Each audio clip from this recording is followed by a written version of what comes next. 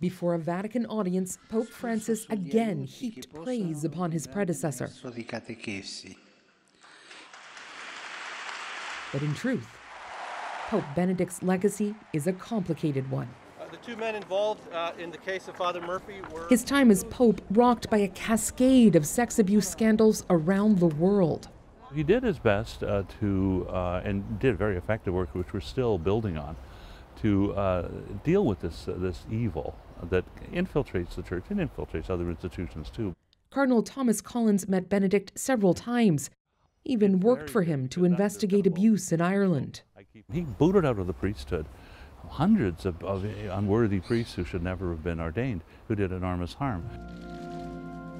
Benedict would be the first pope to meet with survivors of what he called the filth of the church.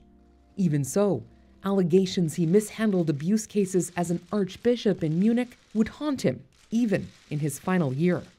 The one thing that impressed me about his writing was the way in which he was always really fair to everybody.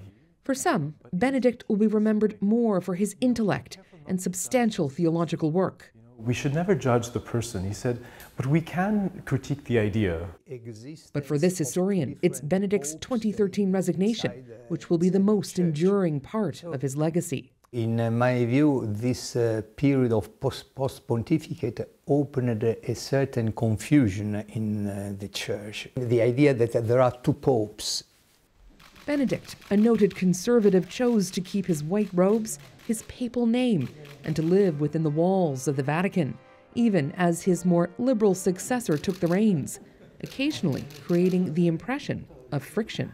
So when the struggle becomes too radical, there is the risk of creating two different churches.